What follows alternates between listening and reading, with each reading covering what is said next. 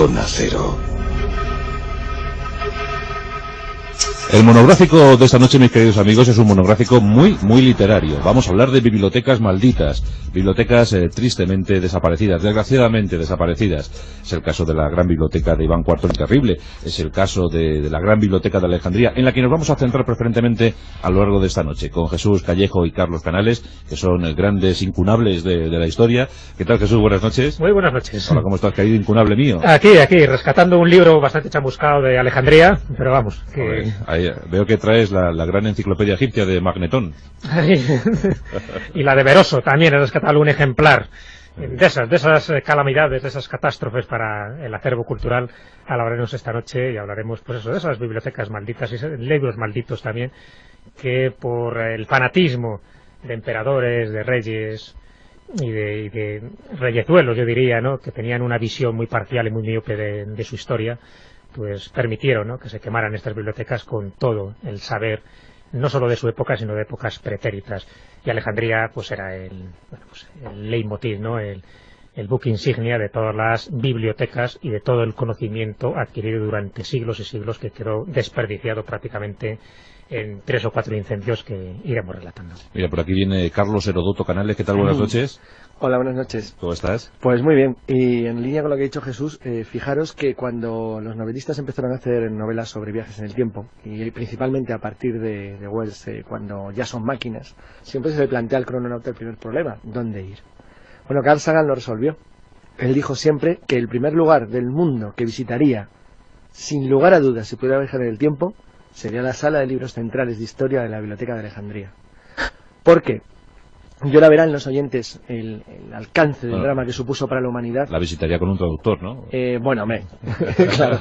No, pero ahora veremos que además que aunque se intentaba traducir todo al griego, fue imposible debido a la magnitud de los volúmenes conservados e incluso a las dificultades a veces para la comprensión incluso de algunos de los elementos que constituían la biblioteca, sí. Porque no solamente era un compendio general de saber científico y técnico de la época, sino que en líneas generales es la primera vez en la historia que el ser humano se plantea la investigación de la ciencia, el saber y el conocimiento como un objetivo esencial y central. Carlos, antes de que el latín lo dominara todo, claro, el griego era el gran idioma del mundo, ¿no? El griego fue el idioma de la ciencia, también en el Imperio Romano. Los romanos extendieron el latín fundamentalmente, nunca tuvieron un especial interés. O sea, los romanos no eran, como dirían ahora, nada imperialistas. Los idiomas nunca son imperialistas. Los idiomas son, cuando se constituyen en lengua franca, se constituyen en lengua franca porque a la gente resulta útil comunicarse en ellos. Yo soy justo lo contrario de un patriota lingüístico. Me parece una perfecta estupidez, como si desaparecen y solo hay uno en el mundo. O sea, yo no lo considero una riqueza el tener más o menos idiomas. Creo que el lenguaje es el elemento de comunicación esencial del ser humano y ojalá yo pudiera entenderme con todos los seres humanos de manera natural. Sé que mucha gente no está de acuerdo conmigo, pero ese es su problema, o sea, lo digo ya directamente. Creo que la Biblioteca de Alejandría constituía justo eso. Es decir, no hubo nunca un intento de imponer el griego como lengua esencial en Alejandría. Es obvio que Alejandría, ya lo veremos, lo fundaron los soldados griegos de Alejandro Magno. Pero también es cierto que nunca lo intentaron imponer, que el egipcio común, del que ahora deriva el copto, se hablaba de manera natural y se hablaban otros muchos idiomas del Medio Oriente civilizado de la época. También se habló después, a partir de la ocupación romana, el latín. Pero es que el latín llegó a muchas zonas como lenguaje comercial antes que los propios romanos. Luego veremos qué importancia tuvo eso dentro del conocimiento global que constituía o que tenía la biblioteca. Jesús, ¿por qué añoramos siempre los conocimientos perdidos en la gran biblioteca de Alejandría? Por eso mismo, porque están perdidos. ¿Tanto había? Tanto había. Se estima que solo se ha conservado un 5% de todos los legajos, manuscritos, códices en 3.000 años de antigüedad. Como ves, es una cantidad irrisoria y todo lo que se ha perdido, ese 95% de bagaje cultural. Era el gran almacén cultural, ¿no?, de la época. Claro, ahí está. Y fíjate lo que se ha podido perder, muchísimas cosas. De hecho, ahora hay conocimientos científicos que se están atribuyendo al siglo XVI, XVII y XVIII, que si realmente tuviéramos acceso a aquella biblioteca y a aquellos manuscritos, pues nos daríamos cuenta de que no, que posiblemente la teoría atómica ya estaba peregrinada hacía muchísimo tiempo y que determinados avances electrónicos y automáticos, pues hidráulicos también, estaban ya también esbozados basados en distintas obras de grandes pensadores y filósofos griegos. Pero claro, solo queda ya un poco lo que es la especulación, no nos queda la prueba. Incluso la historia habría que revisarla, porque si hacemos caso, por ejemplo, de esos libros de Manetón, que también estarían en alguna de las estanterías de la gran biblioteca de Alejandría, pues esos nos estarían remitiendo una cronología fantástica, que ahora consideramos fantástica cuando hablamos de los antecesores de los egipcios, de los faraones egipcios. Estamos hablando de esos sensuor, de esos seguidores de Horus, donde las cifras son escalofriantes y que por supuesto ahora consideramos que son leyenda. Bueno, pues si se conservaran esos manuscritos, a lo mejor esa historia también habría que revisarla, porque nos daría, igual que las obras de Beroso con la cronología sumeria, nos daría pues una cronología dispar y posiblemente más real de la que ahora estamos manejando. Pero claro, todos los conocimientos, ya digo, que quedarían trastocados, porque tendríamos que empezar a elaborar lo que es el conocimiento de la civilización, de la humanidad, no los 4.000 años de antigüedad que se considera en Sumer, que es cuando empieza la escritura, sino posiblemente muchísimo atrás. Tendríamos que hablar de la Atlántida y tendríamos que hablar de otros continentes desaparecidos y tendríamos que hablar de otras civilizaciones madres. Por eso todo es leyenda, por eso añoramos tanto. ¿Por qué? Porque son conocimientos perdidos y ahora lo que podemos hacer es especular.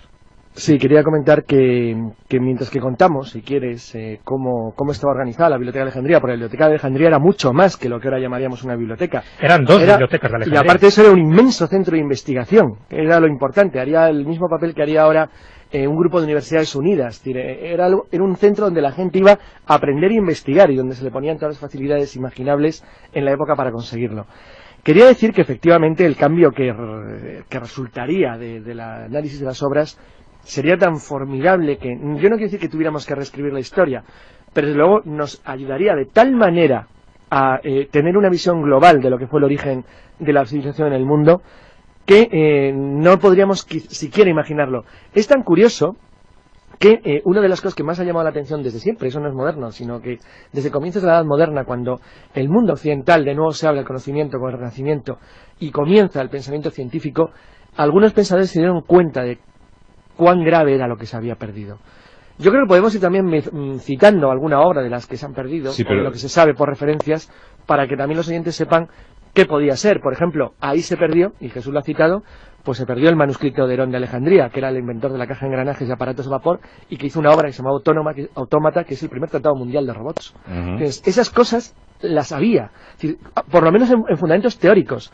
Es decir, todo esto que hemos hablado muchas veces en los OPAR de la utilización de la energía eléctrica a nivel pequeñito, de conocimientos exactos electrónicos o incluso de transmisión de fuerzas mediante poleas, engranajes, cables, quizás incluso la máquina antiquitera podría tener una explicación más fácil porque formaría parte de un conocimiento general.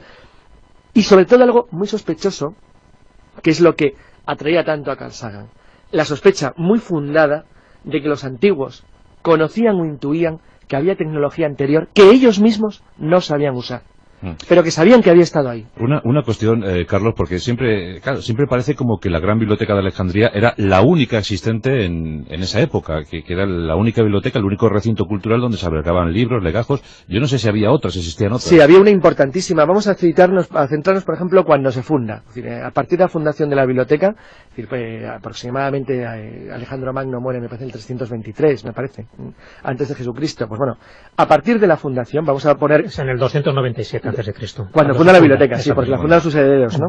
Bueno, vamos a ver un Ptolomeo, Ptolomeo primero. Vamos a imaginar que en los primeros 50 años se va alimentando, o los primeros 100. Estamos en el año 200, en plena...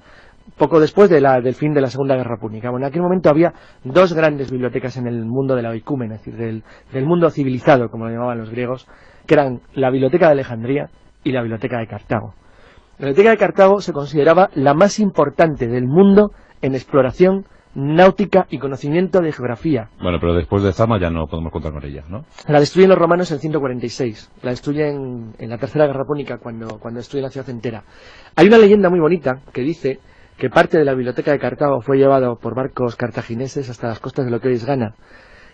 Bueno, esa leyenda surgió a partir del contacto en el siglo V de la era cristiana, es decir, poco después de la ocupación del norte de África por los vándalos, de un grupo cristiano que huyó y al navegar al sur de las costas de Tánger, pues se encontró con restos de las antiguas colonias púnicas que había mucho más allá de lo que los medievales cristianos conocían como el Río de Oro, es decir, más abajo del Sáhara. Bueno, Es posible que algo se salvara, pero el hecho cierto es que los romanos cuando destruyeron la ciudad destruyeron todo. Es decir, sabes que los cartagineses en los últimos momentos, cuando incluso echan los niños al fuego, bueno, pues en la hecatombe aquella de la pérdida de su ciudad, pues destruyeron todo y los romanos derribaron todo y lo echaron sal encima para que no quedara nada. Además se habla que el incendio de la biblioteca tenía unos 500.000 volúmenes que desaparecieron. La de Cartago. Sí. La de Cartago. Y Sí, que era duró algo... 17 días. Por ejemplo, se sabe por estudios y por conjeturas que conocemos también a través de la Biblioteca de Alejandría, que una de las cosas que se guardaba especialmente dentro de la Biblioteca de Cartago era el viaje de Nearco. Es decir, que fue el primer viaje de circunnavegación de África, que se hizo además en el sentido contrario al de Vasco de Gama. Se hizo partiendo del Mar Rojo, del país de Punt, para volver a Egipto por el norte. Un viaje liderado por navegantes fenicios, porque Cartago hereda la biblioteca de Tiro poco antes de que precisamente Alejandro Magno destruya y conquiste Tiro. Pero entonces no había bibliotecas en Roma, no había bibliotecas en Atenas. Las había, pero no Constantinopla. eran lo suficientemente grandes. Es decir, esas eran las dos mayores. Constantinopla, Bizancio no era nada. Bueno, y hay otra, no nos olvidemos, de Lejano Oriente. Bueno, China, en aquella época sí, en la época esta, contemporánea de la Biblioteca de Alejandría, hay una importantísima que también sufrió un fin igual de desastroso. Estamos hablando del 213 a.C., cuando el emperador Shi Huangdi, de la dinastía china Xin, ¿Qué se te da el nombre del país? manda destruir todas las obras escritas, salvo aquellas que guarda para su colección particular, además aquellas que hablaban de medicina, astrología y la genealogía de su familia, los únicos temas que le interesaban. Bueno, pues manda destruirla. Y esa biblioteca reunía unos 400.000 ejemplares de todo tipo. Estamos hablando ya de manuscritos, de papiros, de tablillas, de grabados, etc. ¿Qué pasa, que tuvo un mal día el emperador? ¿O? Tenía un mal día, no, sencillamente por una premisa y un lema que caracteriza, por desgracia, a otros reyezuelos. Para él, la historia empezaba con su reinado. Todo lo demás no le interesaba para nada. Por eso, solo conserva la genealogía de su familia y después unos de medicina y astrología porque a él especialmente le interesaban. Pero no solo queda ahí. Una cosa, no solo destruye esos manuscritos, sino que unos 460 escritores les entierra vivos y decreta que cualquiera que guardase tablillas de bambú o maderas escritas correría la misma suerte. Eso es Fahrenheit, Fíjate que es Fahrenheit 451 en el Totalmente, antiguo, pues ahí lo tienes. No, Además, pero, es un caso pero ampliado, que Jorge Luis Borges cita en alguno de los libros, sencillamente por eso, por la perversión un poco de la cultura. Es decir, la ruina de las bibliotecas es una constante en la historia, ¿no? En todos los pueblos, las civilizaciones y las culturas. Recuerdo que en alguna obra de Borges menciona a este emperador chino, a Xin Huangdi, pues eso, como ejemplo de la estupidez humana. De la infamia, ¿no? Posiblemente sea en la historia de la infamia. Y además es curioso porque hay una segunda parte a esta gran biblioteca de China. En el año 206 a.C. también, Li Pan derrota a este tirano, al que hemos mencionado, y toma al asalto su palacio. Pero no se sabe si intencionadamente o no, la biblioteca ardió durante 3 meses y con ella se perdió la única colección completa de los clásicos chinos, que es lo poco que se conservaba por entonces. Es decir, que esas eran las dos grandes bibliotecas que había en aquella época, estamos hablando del siglo III a.C., y las dos sufren el mismo fin. Una, tan pronto como fue en el siglo III, con estos dos emperadores, y la otra tardó un poco más en destruirse y de una forma paulatina, que fue la de Alejandría. Pues nada, fuego cultural en China, fuego cultural en Cartago y también en Alejandría. Es tremendo cómo acababan las grandes bibliotecas de la antigüedad. Sí, y antes la de Babilonia, que había sufrido un fin sí. parecido en el siglo VIII. Sí, lo que ocurre que es que si nosotros conocemos, bueno, lo que es poco que podemos saber acerca de lo que guardaba la biblioteca, bueno, también hay que contar que cuando se crea la biblioteca, los reyes Ptolomeos de Egipto, porque conservaron el nombre del general fundador, es bien conocido que la última fue Cleopatra, pues aparte de que estaban, bueno, que eran griegos y por lo tanto estaban vinculados a la cultura helénica, aprovecharon la iniciación general que se estaba produciendo en todo el Medio Oriente para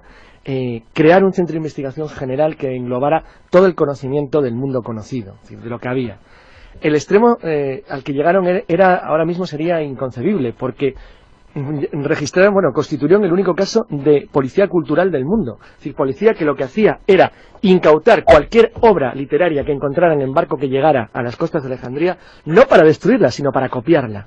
Y luego se la devolvían intacta a su poseedor.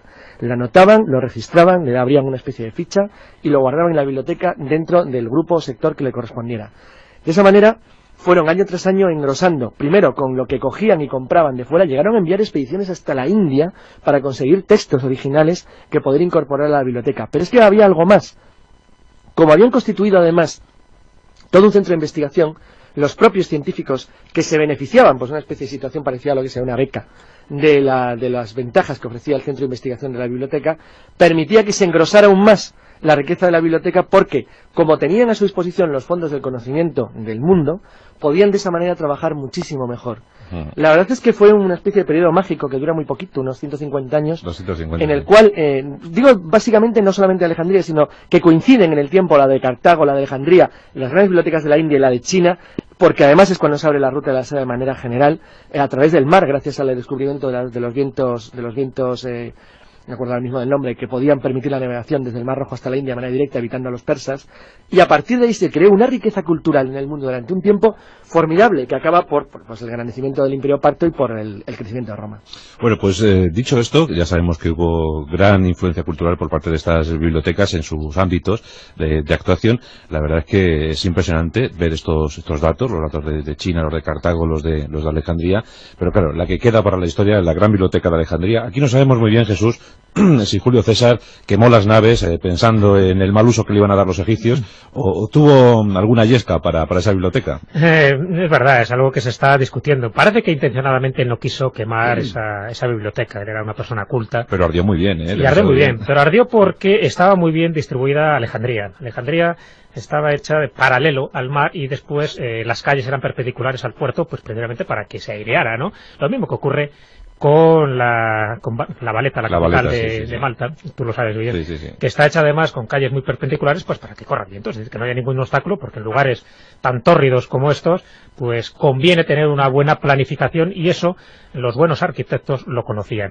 Y eso también a la postre fue lo que posibilitó el derrumbe, ¿no?, cultural de Alejandría, y en concreto de su biblioteca y de su museo, que también tenía su museo. Y fue porque sirvió de tiro, ¿no?, en las naves quemadas en el puerto, ese viento sirvió de tiro pues para que se quemaran todos los edificios, incluyendo la biblioteca, y yo me inclino a pensar que accidentalmente, sin proponérselo Julio César en el año 47 a.C., también se quemó esa biblioteca. Yo creo que él no pretendía quemar ese legajo cultural, porque digo que era muy sabio, conocía perfectamente pues el valor cultural que tenía.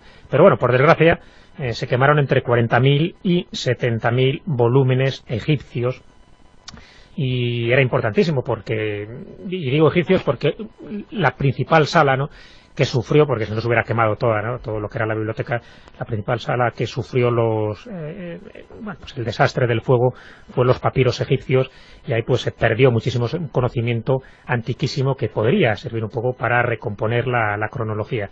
Pero tengo que decir que cuando se habla de la biblioteca de Alejandría tenemos que fijarnos un poco, hacernos la idea de qué era realmente aquello. No era solo una biblioteca, también era un museo.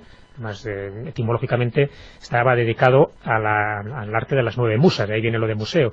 Pero cuando hablamos de la biblioteca de Alejandría, tenemos que decir que eran 10 grandes salas dedicadas a la investigación. Además, en el recinto había fuentes y columnatas, tenían jardines botánicos, había un zoo, y también un observatorio astronómico, y una sala de disección.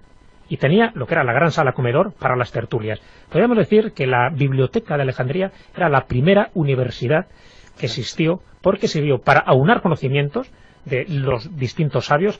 De hecho, la biblioteca de Alejandría, tanto como bibliotecarios como gente que estuvo trabajando allí, pues reunió a las mejores firmas del momento, empezando por Eratóstenes, que como Carlos conoce muy bien, pues es el que supo diseñar, bueno, aparte de medir lo que era el meridiano del planeta Tierra, diseñó lo que era el viaje a Occidente, y que él sabía que podía llegarse a las Indias navegando, lo que sería desde las costas occidentales, lo que era España, se podía llegar a las Indias. No sabía que había un continente por medio. Que se sospecha que, cuando Eratóstenes de Cirene recibe la orden del rey, del faraón Ptolomeo, de solucionarle dos problemas que se debatían con frecuencia. Ahora vamos a citar, yo creo, algunos casos de lo que había y de lo que se debatía para que se vea hasta qué extremo llegaron por lo menos de avance.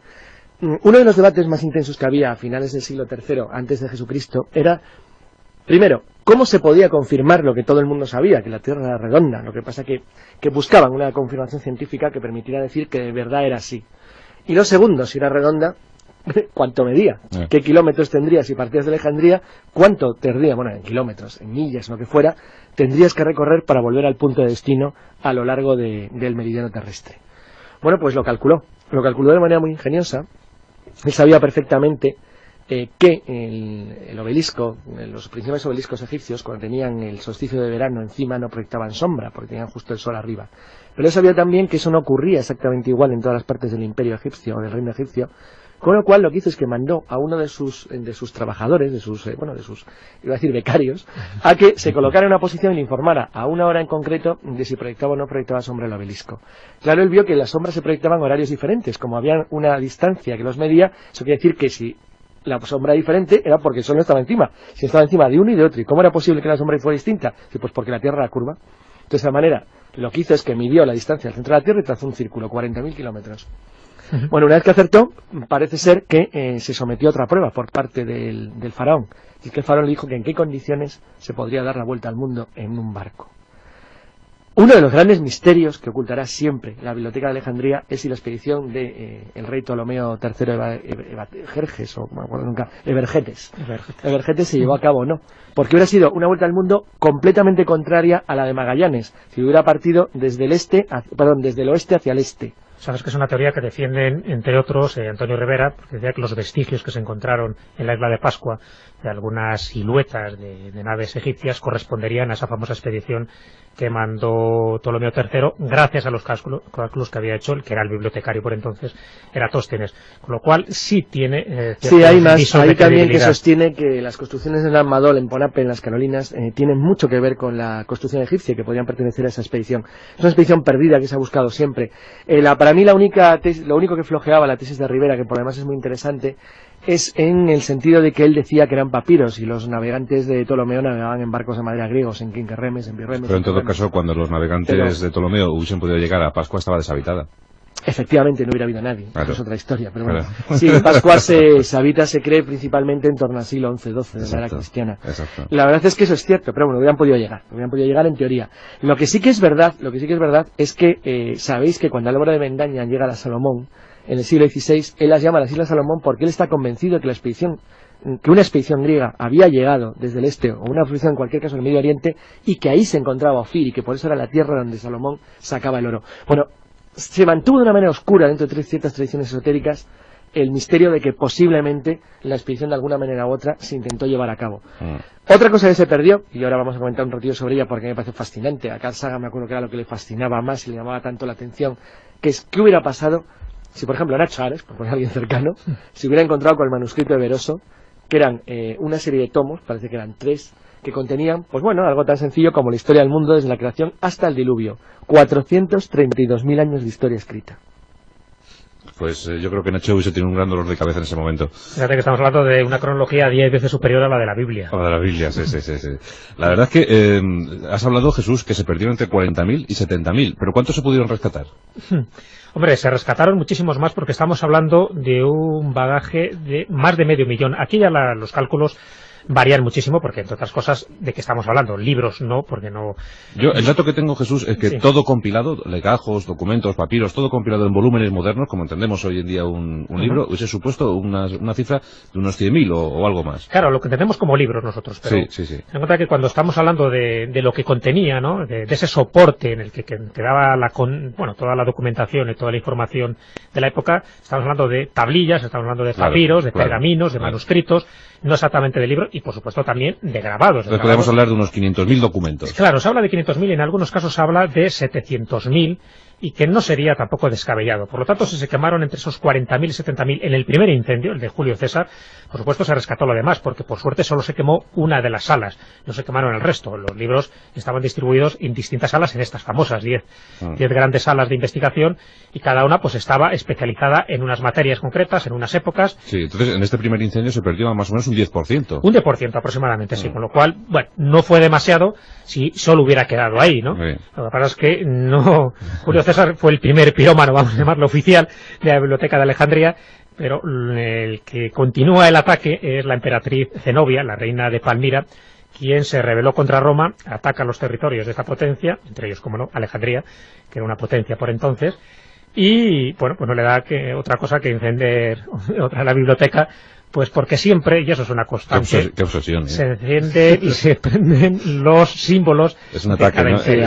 A una reina del desierto como Zenobia. No hace falta allí volver a acudir a Bin Laden para entender, ¿no? esa especie de similitud. Y ahí se pierde mucho más. Y se pierde muchísimo más, ¿no? Ahí no hay datos precisos, por lo menos yo no tengo datos concretos.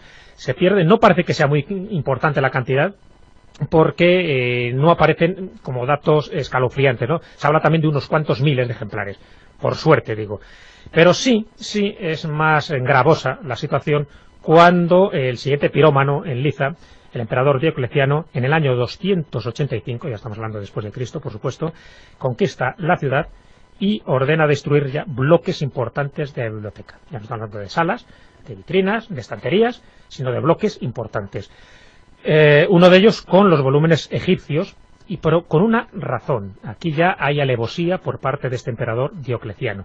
Ya no se puede hablar de error, ya no se puede hablar de devastación, ya no se puede hablar de quemar símbolos, sino que Diocleciano, muy listo él, sabiendo un poco lo que hace daño a un país y a un imperio, quiere privar al país, en este caso a Egipto, de su patrimonio para hacerle perder su identidad. Por eso arremete contra los volúmenes egipcios. Y además también ataca y incendia los volúmenes de alquimia para impedirles una cosa muy concreta que a los oyentes les puede sorprender, para impedirle fabricar riquezas, porque claro, si la alquimia es el arte de convertir metales impuros en oro y plata, aparte de conseguir la gran obra que es la inmortalidad, si ellos son capaces de producir esta metamorfosis, esta transformación alquímica y pueden fabricar riquezas, podrían levantar un ejército contra Roma. Así que se carga todos los libros de alquimia, es decir, se cargan las obras claves de esa cultura que se perdieron para siempre, tanto las egipcias como las alquímicas. No siguió devastando más cosas porque él consideraba que esos dos objetivos eran los prioritarios. Continuaron después los cristianos cuando llegan en el 390 con el patriarca de Alejandría, Teófilo, que es el que se encarga ya de hacer una devastación mucho mayor porque él ya lo amplía por cuestiones religiosas. Estaban todos encantados con la biblioteca, ¿eh? Claro, porque ahí había de todo. Había obras científicas, habría obras de filología, filosofía, pues las de Herón de Alejandría, que eran hidráulica y de mecánica. Y bueno, y una de las obras que se perdieron, hemos citado las dos grandes obras principales, la de Beroso, esos 3 famosos volúmenes de la historia del mundo, y hemos citado la obra completa de Manetón, el historiador egipcio, que daría esa cronología también de las distintas épocas egipcias. Pero una de las obras que se perderían sería una que escribió el primer bibliotecario de la Biblioteca de Alejandría, que era Demetrio de Falera, que lo hizo además bajo el patrocinio del faraón Ptolomeo I. Bueno, pues él se le atribuye una obra que se titulaba Sobre el haz de luz en el cielo. Está considerada la primera obra sobre ovnis. También quedó chamuscada y nos hemos privado de lo que podría contener ahí, porque parece que reflejaba en esa obra todos los acontecimientos celestes de su época. Antes de que Jesús continúe con los desastres, quería comentar una cosa. El gran problema, que es lo que se ha considerado siempre que fue la causa del fin de la Biblioteca de Alejandría, es que no prosperó el crear de alguna manera una conciencia científica en la población. Y no prosperó porque no había el entorno de civilización propio para que la cultura científica y la necesidad de saber tuviera una aplicación práctica entre el común de la sociedad.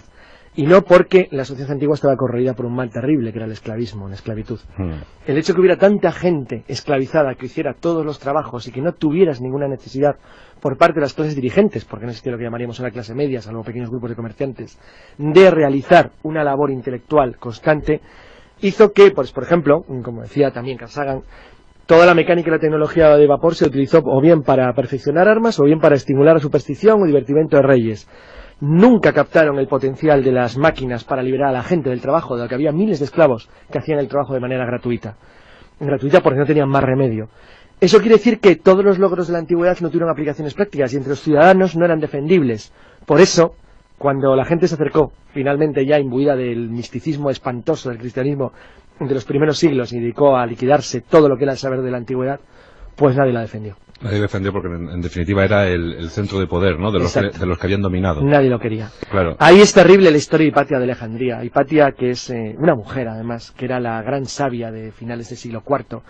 Una mujer ahora que tendría equivalencia en cualquier profesional de alto nivel o científica del mundo occidental actual y que estaba enfrentada al poderoso arzobispo de Alejandría, a Cirilo, porque ella defendía la libertad, la ciencia, la investigación, la cultura, todo lo que la iglesia cristiana primitiva aborrecía como buena religión naciente, y ahora tenemos ejemplos más cercanos de otras.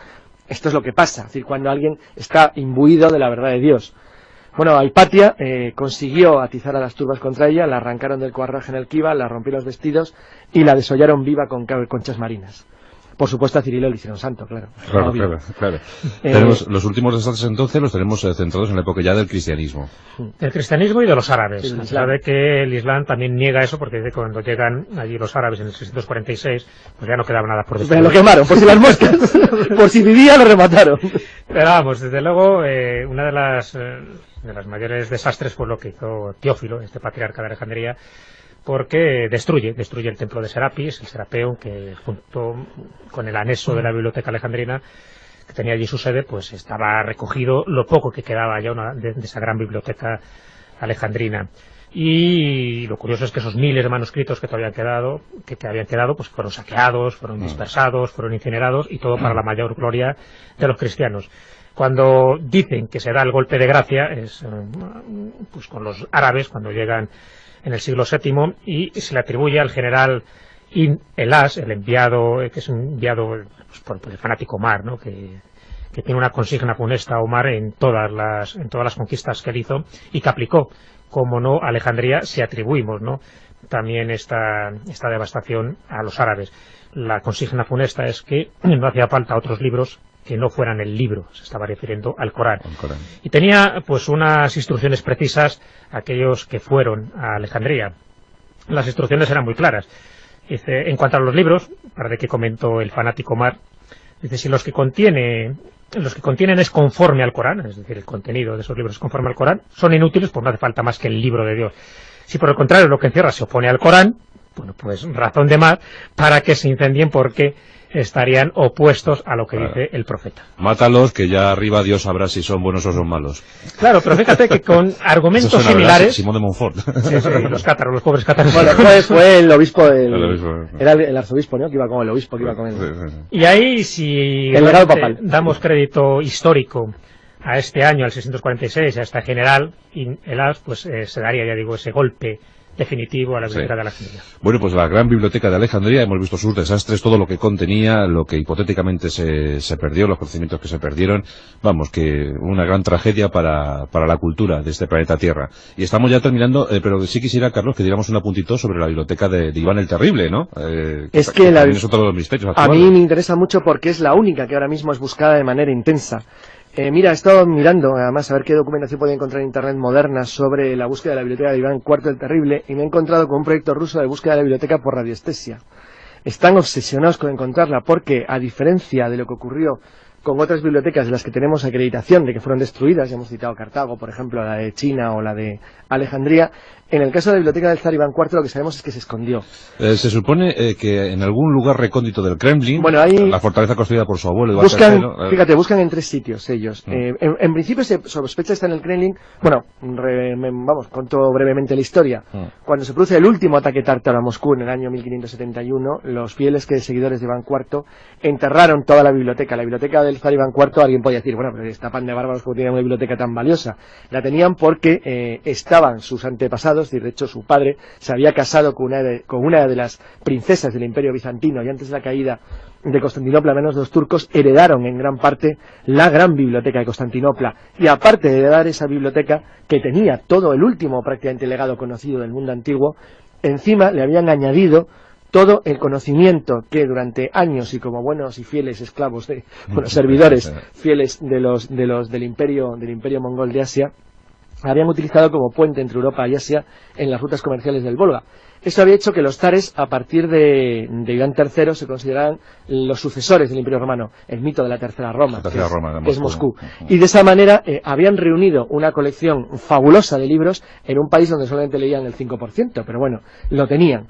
El hecho cierto es que ante la amenaza tártara, cuando se unen las defensas del sur, los seguidores de Alejandro IV esconden la biblioteca. Nunca se recuperó. Con su muerte se sabe que Rusia entró en un periodo inestable que luego acaba con una guerra civil después de Boris Godunov, y la biblioteca no se encontró jamás. Lo que sí sabemos es que, aparte es una biblioteca riquísima, no fue físicamente destruida, por lo menos en lo que se conoce, salvo que le afectara mucho el incendio de Moscú de 1571. Una de las teorías más variopintas que conozco sobre la destrucción de esta biblioteca del zar Iván IV el Terrible es la que se debe pues a uno de los mejores especialistas que se decía, ¿no?, de la época soviética, que era el profesor Agres, que estaba un poco más para allá que para acá, sí, porque sostenía la teoría de que fueron los extraterrestres quienes se llevaron la biblioteca para documentarse sobre los acontecimientos de la Tierra. Eso lo puso en uno de sus libros, en serio. Pues mira, están buscándolo ahora mismo en Alexandrova Sloboda, que era el lugar donde estaba la finca de recreo de Iván IV, porque sospechas de que la Prichnia, es decir, la guardia personal de Iván IV, la llevó allí y la enterraron en la propia Alexandra Sloboda. Lo buscan también en el monasterio de Sabino Starosevsky, que está en Oriol, donde es uno de los grandes monasterios antiguos de la Rusia ortodoxa, y también lo están buscando a lo largo de toda la antigua muralla del Kremlin, donde se sabe que estaban las fortificaciones. Bueno, Moscú era una de las ciudades más fortificadas del mundo, era junto con Milán, por ejemplo, o Metz, una ciudad espectacular, con unas fortificaciones increíbles y con un tramo de muralla gigantesco que permitía albergar una población mucho mayor que la que tenía la ciudad. Entonces toda la zona subterránea que rodeaba además el río, el Moscova, podía haber servido de refugio para poder esconder lo que sería, bueno, pues el mayor tesoro ahora mismo cultural que podría encontrar el mundo. Yo lo buscaría en los fogones y las chimeneas de Siberia para dar calor a todos los refugiados. Bueno, pues es la última aventura, encontrar la biblioteca secreta de Iván IV el Terrible. Y bueno, terribles son nuestros fifís, Jesús Callejo y Carlos Canales. Pues muchas gracias. El próximo domingo en la tertulia hoy hemos averiguado muchas cosas interesantes sobre esas bibliotecas malditas, ¿verdad? Esas bibliotecas misteriosas de la antigüedad. Si seguimos el rastro de los libros prohibidos y malditos, seguiremos un poco también el rastro de la humanidad. Toma para ti este libro, Jesús, la biblioteca extraña. Ah, no, la España extraña era. Quería decir, fíjate, que solamente de Sófocles se conservan 7 obras y se sabe que tenía la biblioteca 123. Sí. Es como si de Shakespeare conservaras 2. Sí, y fueron 37 o 38. Algo... Bueno, pues muchas gracias. Y para ti este libro, Carlos, es un libro, la familia de Carlos Canales, desde el siglo I. Fíjate, tiene 3.000 páginas. Pero te está echando humo, ¿eh? Te está echando humo ya, ¿eh? Está quemándola. Hasta el domingo. Hasta luego. En Onda Cero, La Rosa de los Vientos.